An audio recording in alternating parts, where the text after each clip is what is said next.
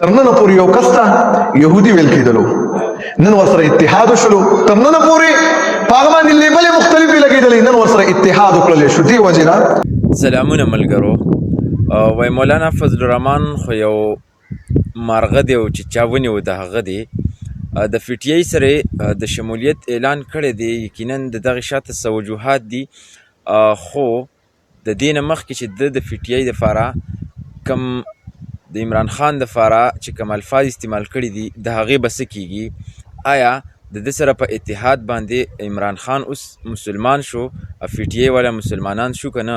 راځئ د دې مولانا صاحب دا خبرې واورئ. تر نن پورې یو کس ته یهودي ویل کېدلو، نن ورسره اتحاد وشلو. تر نن پورې په هغه باندې لیبلې مختلفې لګېدلې، نن ورسره اتحاد وکړلی شو. دې وجې نه قرآن او سنت سره تعلق ساتئ چې ورځ او شپه مو یو شان دي. علما دوه قسمه دي، یو علماء حق دي، یو علماء سو دي. علماء حق هغه دي چې هغې د محمد رسول الله صلی الله علیه وسلم دین رانیولی. علماء هغه دي چې هغه د یا د کرسۍ دپاره یا د دنیا دپاره بلېږي را بلېږي. نن یوه خبره سبا بیا بله خبره، نن یو کس مسلمان ګڼل سبا بیا کافر ګڼل، پرون یو کس کافر ګڼل نن هغه مسلمان ګڼل. دې وجې نه د ډلو ټپلو نه ځان ساتل پکار دي. من خلکو ته دا وایو چې ای خلکو په علما په ملیانو باندې چې کوم درباریان دي مه دوکه کېږئ. راشئ د دې علماو نه قرآن او حدیث زده کړئ. که دوی له قرآن او حدیث درکولو که هغه شاید چې هر څوک یو د هر مسلک سره تعلق ساتي ته یې ترېنه واخله، ته یې ترېنه قبول کړه. دا د هغه د حقانیت نښه ده چې قرآن او حدیث ورسره وي.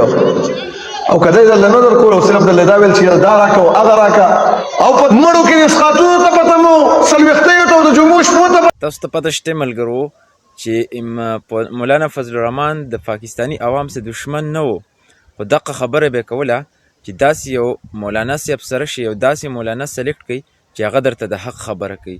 ولې دې نن د خپل دغه لقب نه واوړېدو، یعنې مين یو مسلمان ته یهودي ایجنټ ویل، چې په دې باندې موږ مخکې هم ډېرې ویډیوز کړي دي. د خپلې رای اظهار ضرور کمنټ سیکشن کې وکړئ. څه خیالات لرئ د مولانا فضل الرحمن د دغه اتحاد په حوالې سره، د هغه د نظریې او د حقیقت په حوالې سره؟